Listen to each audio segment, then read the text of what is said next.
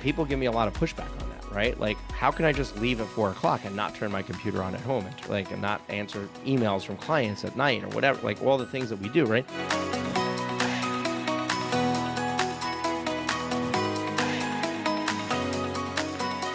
Well, hello and welcome to another guest interview here on the Profit with Law podcast. I'm your host, Moshe Amsel, and today we're going to be talking about a topic that I don't think we talk about very often on this show. Um, Something that at times definitely struggle with. We're going to talk about it in context of lawyers and law firm owners, which I am not either of those, but I am a business owner. I am a dad. I have a bunch of kids and a bunch of obligations. And this topic resonates with me, and I think it's going to resonate with a lot of you. Our guest today is David Kubes.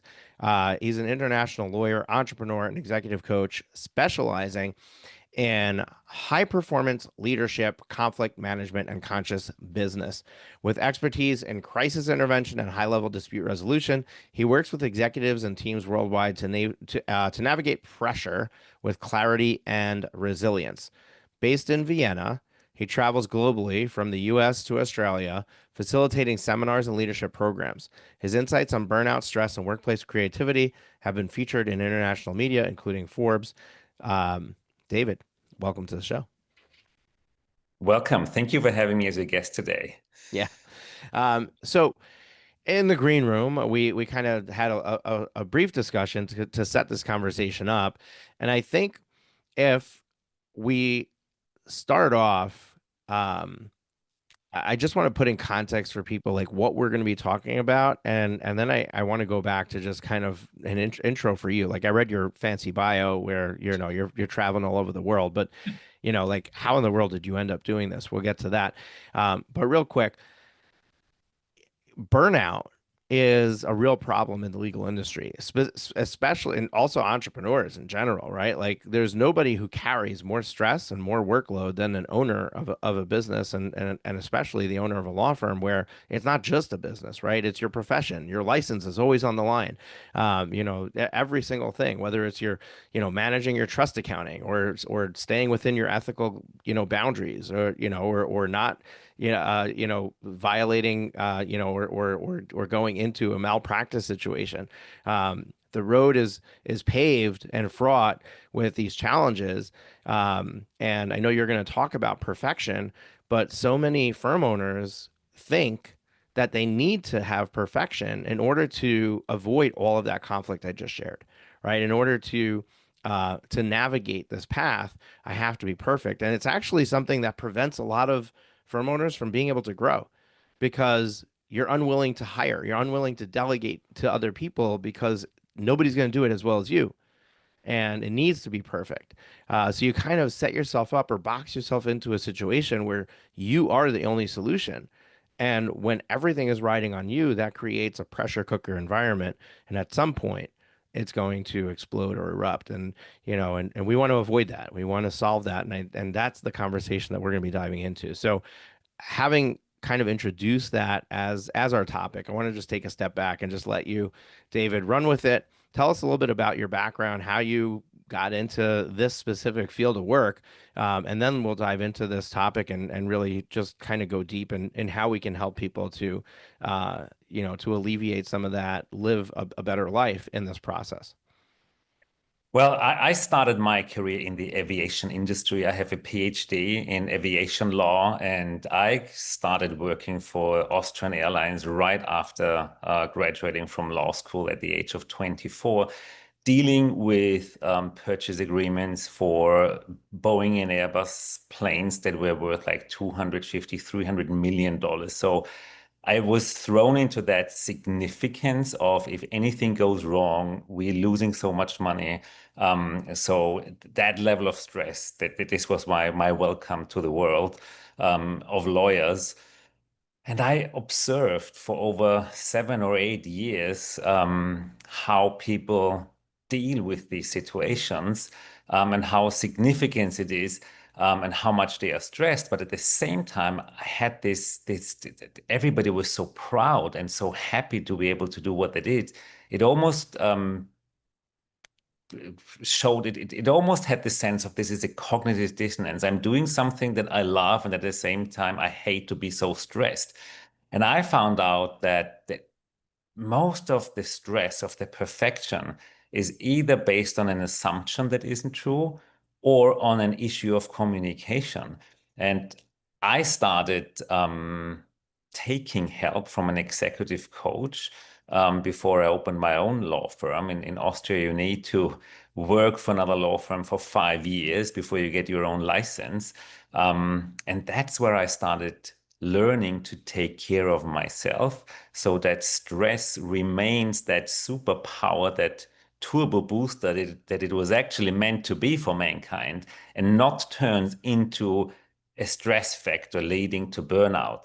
Um, I was inspired by the Japanese power napping, the first society that actually acknowledged that sleeping in the afternoon or taking a nap in the afternoon is not a sign of weakness, it's a strength. And then I just started discovering more modalities that helped me taking care of myself and also inspiring other people. Hey, you chose this job because you originally had fun with it. And now it's stressing you out and leading into burnout. There's something off. And my goal in life was to adjust those things that take it off so we can go back to doing what we do joyfully, enjoying what we do. And yes, sometimes working 18 hours a day, sometimes, before a big closing, there is a lot to do. It's not wrong. Our bodies are designed to do that once in a while. We are not using the turbo of our car 24/7. No, when we want to take over a big truck on the highway, we hit it. That's how we can use it as an ability. And I started looking at stress as actually an ability to hyper perform. But I want to be the one pushing the stress button. What I noticed is out there in the world, everybody else pushes everybody else's stress button, and that's what creates all this disharmony and stress that I see now in the world, where people don't enjoy their lives anymore. They're just, struggling, being stressed, pretending to be happy. So that's an awesome story, and oh my goodness, what an industry to start out in, and Oh, your your journey. Like it's just so interesting. What I find the most interesting when we hear these stories is just how you started in this place and now you're like all the way over here, which is nothing to do with what you were doing before.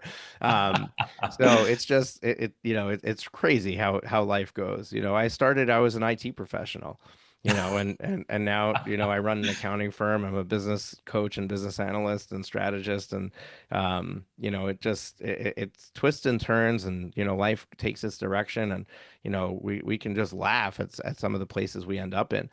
Um, but having kind of set the table here with recognizing that, you know, the stress is really no good. There's got to be a better way. Where do we even start? Like, how does somebody even know that they're putting themselves under that pressure? I feel like there's so many people are not even, they're not even at the point where they're willing to recognize that this is where I'm at.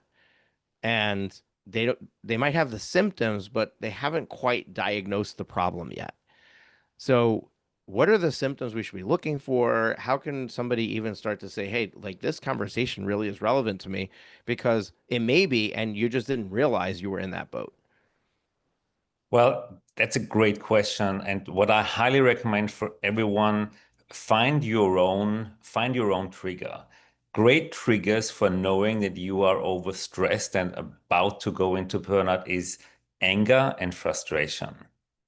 We are not on planet Earth. We didn't choose our job to be angry. Go back into those energies when you got accepted for your first job, when you got accepted at university, when you passed your lawyer's exam. That that sense of celebrating life. Wow, I got this. Wow, I get to do this. This should be our normal. That should be every day's sensation in someone's universe. Wow, I get to do this. But when frustration and anger comes in, for me, being angry, getting angry, being frustrated is the alarm bell for wait a minute. This is not what you're here for. And then I start looking at, okay, what makes me angry here? You have to be honest with yourself. But that's the first trigger. And this is where I started taking care of myself. It's the same thing. I mean, we were recharging our telephones every day, overnight. How do you notice that you didn't? When you run out of it, but then it's too late. We manage this with our phones and with our iPads. We put, fuel to our car. We just need to do the same with our bodies. Right. And yes, I get it's not a concept of society in our society yet, but that's where we need to start. Just treat yourself like you treat your car, like you treat your phone. Charge it, add gas, but before you run out of it. Um, and then we can keep enjoying life instead of going into frustration. So frustration and anger are probably really very good alarm signs to say, wait a minute, I need to do something. I don't want to be more angry than happy every day. It's interesting because and I think that it shows up first with the people who are nearest and dearest with us. Like we get Yes. angry first at our spouse, we get angry first at our kids, and almost like if you and it's probably a lot of people who have families who are married who have kids will resonate with this. It's almost like the moment it's out of your mouth or the moment that you had the reaction, like a second later, you want to take it back. You're like, what was that? That wasn't me, right? You know you were wrong, but now you have to save face. So now you have to stay angry because you're like, you can't accept that you just did something that was completely out of character and out, what you didn't want. And now that builds on it. Now you're creating a rift in your family life. You're creating a rift between you and somebody else. And yeah, you're gonna fix that. You're gonna repair it. But then it happens again, and it happens again. It's not long before it starts happening between you and a client, you and a vendor, and then it just almost takes a life of its own. And I kind of think of like the what's the movie where they're in the mind of the girl and like the memories and all of that. It's a Disney film. So anyway, I'll find the name in a moment, and everyone who's listening is just like, oh, it's this. Um, Inside Out, maybe is that it? Anyway, so like if we kind of envision that, like every time it happens, where you're losing one more connection to that part of your life, right? Like you're creating one more piece of damage. How much of that can you take? And interestingly, another thing that you said, which kind of moves away from the symptoms and more towards the solution, but it's self-care, right? Like how much are you prioritizing self-care? Most of us who are in this pressure cooker environment, we're prioritizing something in our life that is having a abnormally high level of prioritization that it shouldn't have. And most of us, it's going to be our work, our business. Mhm. And what are you sacrificing for it? Yeah, like you're sacrificing those relationships when you have those blow ups and stuff like that. But what about yourself, right? Like, are you going to the gym every day? Are you eating properly throughout the day? Are you prepping your meals? Are you putting the right fuel in your mouth? You mentioned the recharging of the phone, the recharging of fueling the car. When are we fueling ourselves? Not just are we fueling ourselves, but are we fueling it with the right stuff and in the right way? And I personally, this has been a real challenge for me, and something that I did, I've been doing recently, and I just did it again. Is it's a new school year. I've got kids in different schedules, and I have young kids at home, so I just revamped my schedule with my team. And we're in the process of like it's a 3 to 4 week transition to basically move appointments that are recurring and stuff like that. But I basically said, I'm not starting my day until 11 a.m. I'm dropping my kids off by 9:30, but I want an hour and a half so that I could do whatever I need to do to fuel myself first, whether it's going to the gym, whether it's go for a walk or a run, or sit down and read a book, or just have an hour to be without kids, without work, and just be. And I redid my schedule, and I was working 22 hours a week before that. And now I'm working 21 hours a week, but it's realigned with me having all of these pockets of time that I didn't have before. So it's crazy because I'm sure we're going to jump into the solution, and there's a lot that you have there, But I think that when we're setting up the problem, it's the symptoms are first, like that's the identifier.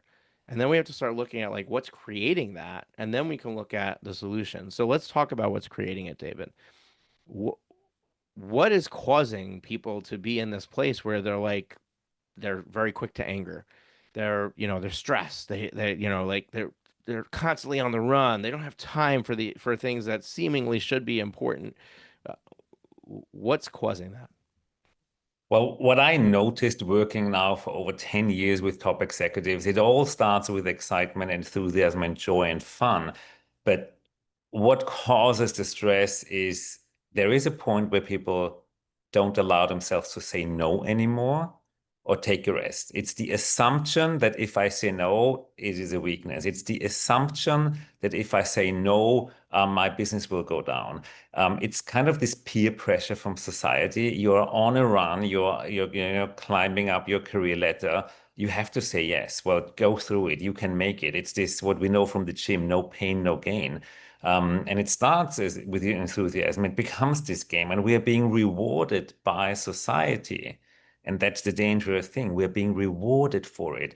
It's a good thing. I worked 15 hours. I only slept 2 hours, and I'm working my ass off. I'm working so hard to close this deal.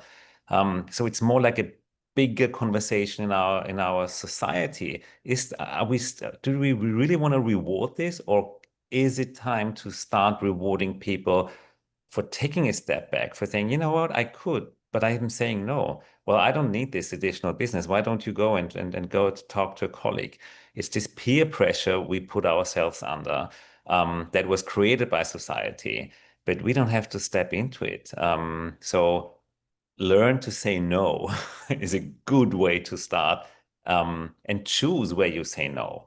At the end, it's a choice. And yes, all this, these breakouts happen at the beginning. But even that, I wouldn't even look at, oh my God, this happened. I encourage my clients to be grateful that it happens because now they see it. I mean, imagine a big airport without a radar. No, the radar is there to detect the plane so they don't crash. So if you look at all these symptoms that are triggered as a radar that give you the information that now is the time to organize yourself, like the people at the airport do, um, don't judge yourself for that to occur, but take it serious. Go, okay, something needs to change. I want to be happy. So what can I add to my life so I have more happiness? Um, and then practice to say no. Um, you won't be people don't lose when they say no. I made the beautiful experience that so many people are being inspired when you are the first one stepping up and saying, you know what, of course we could, but I don't want to. I want to spend time with my family. I want to relax. It begins to be seen as a strength to say no. So there is a change occurring, and I can just encourage everyone, give it a try at least once. You will start to like it. Yeah, I think so. I think that the tactical solution of saying no, the other way you could look at it is basically draw a line in the sand, create a boundary, right? Yes. Um, Yes. there's a law, Parkinson's law states that given a finite resource, your needs for that to consume that resource will expand to the resource available to you. That's Parkinson's law. And it's used in time management. It's actually used profit first. I'm a profit first professional, and Mike Michalowicz uses that a lot in his book to kind of set up how to manage your finances, which is yet another finite resource. What's interesting is that there's two things at play with Parkinson's law that I think if we kind of understand it, we're going to understand why saying no actually works. Um, Number one is when if you make the resource of time that you have a finite resource and you make it smaller. So I gave an example where my work week is 22 hours, right? People will Well, will hear that and say, that's impossible. I can never do that. Well, the answer is yes, you can, but why? So let me just frame this, right? So, first of all, because I only have 22 hours, I therefore have to get things done more efficiently, right? It's forcing me to work in a more efficient manner. It's forcing me to think really clearly about how do I want to spend that time? What is the most important things for me to be working on? Make sure that those are there on my calendar happening and that I can show up and do those. But it's also a line in the sand where there's very few exceptions to this schedule. I'm not going to allow it to go over because I made the decision, and you said this earlier, right? It's just a decision. I made the Mhm. decision that this is what I'm willing to give. And we'll go back and just look at decision for a second.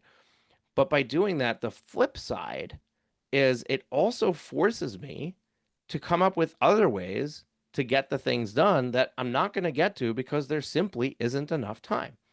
And what that does is it almost forces you to take steps in your business that you should be taking anyway and accelerate them and do them a little bit sooner.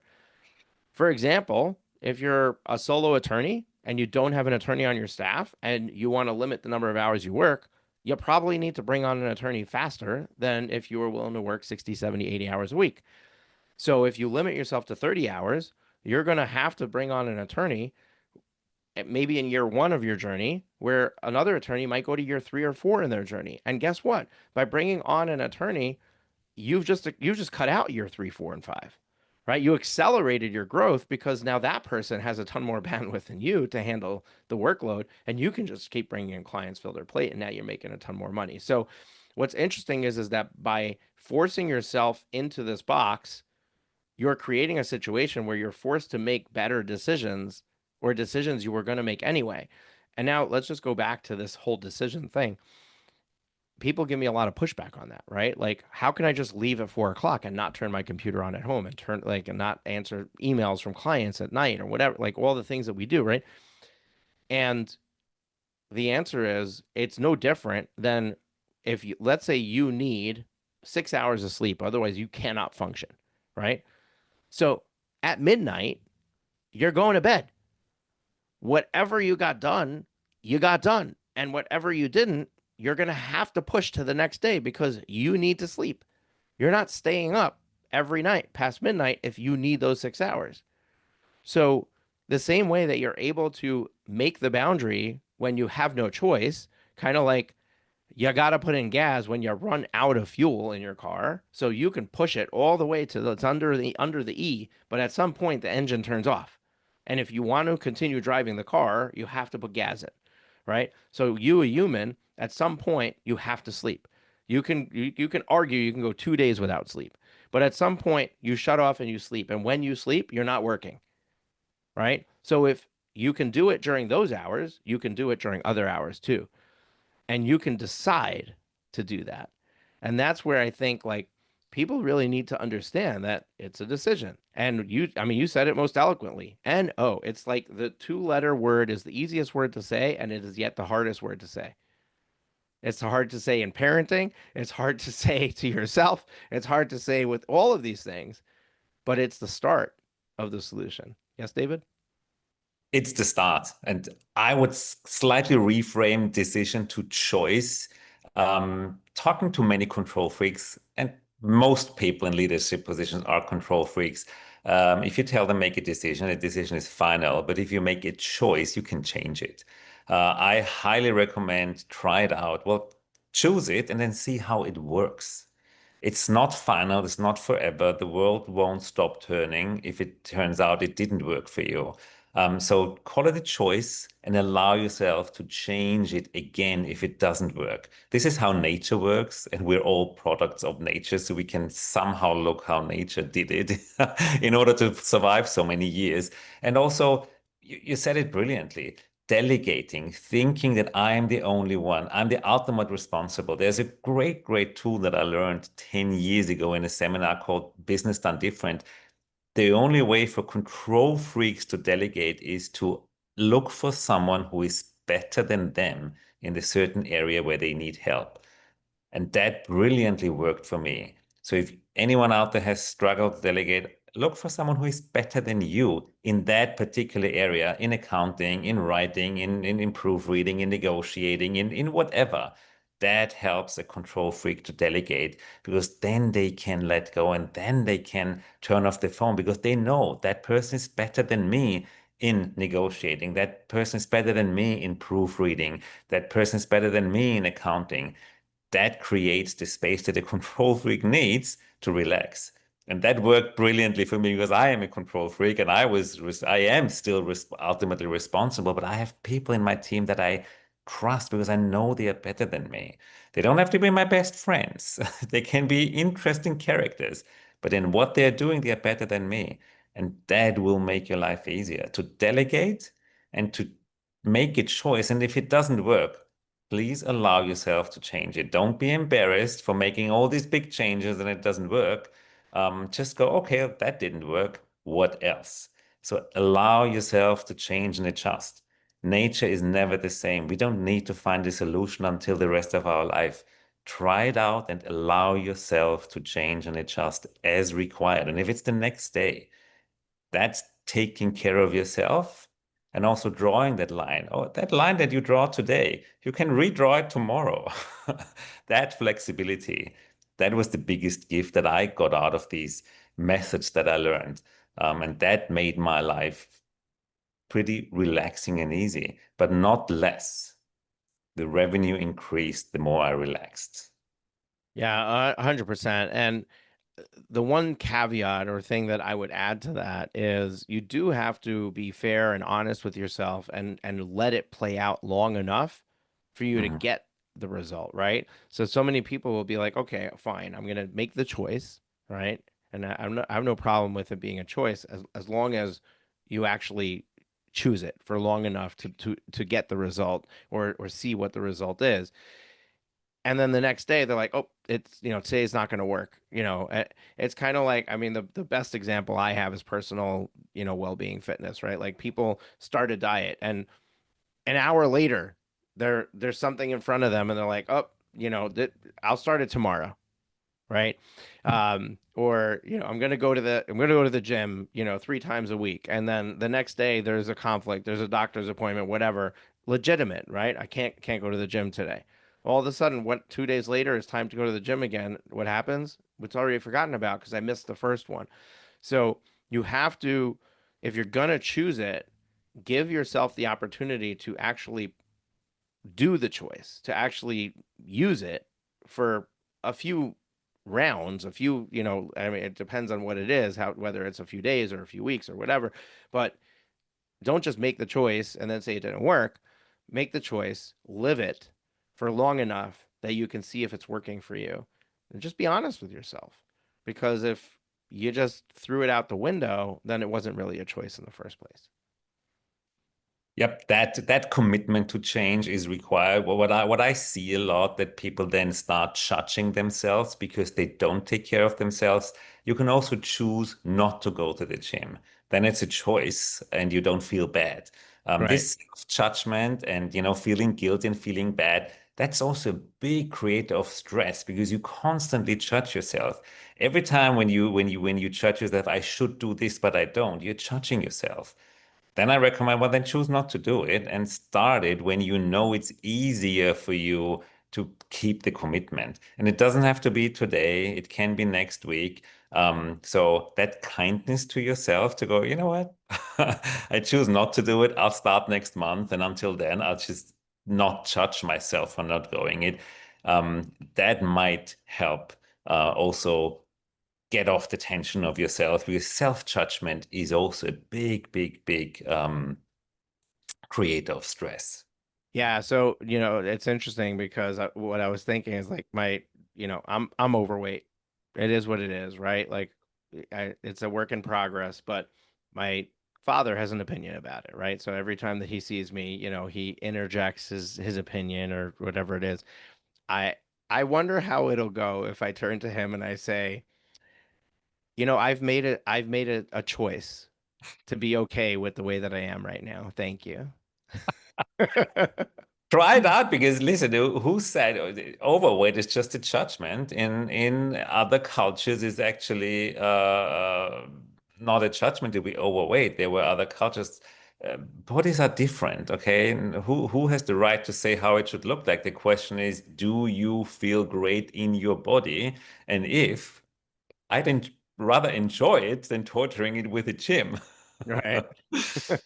Yeah, 100%, 100%. All right, so we're at the tail end of this conversation. I think we covered like what are the symptoms, we covered what might be causing it, and how can, and even the tactics of like how can you begin to overcome it. So we talked about um, being willing to say no, being willing to make a choice, uh, loving yourself enough to decide that or choose that what you're doing is purposeful and is okay, and not to negatively judge yourself that you're not doing what you're supposed to or what you think that you're supposed to or what society said you're supposed to. Well, folks, my apologies. It seems like David had some connection issues and we were unable to complete the recording. I had one final question for him, and then I was going to ask him to share how people can learn more about him. My team will have that information for you in the show notes. You can check that out in the resources section in your podcast player or YouTube channel, or in on our website at profitwithlaw.com. We're here every single Thursday with a brand new episode, so make sure you hit the subscribe button in your podcast player and in our YouTube channel so you get notified when we release a new episode. We'll see you next week. Take care. Bye for now.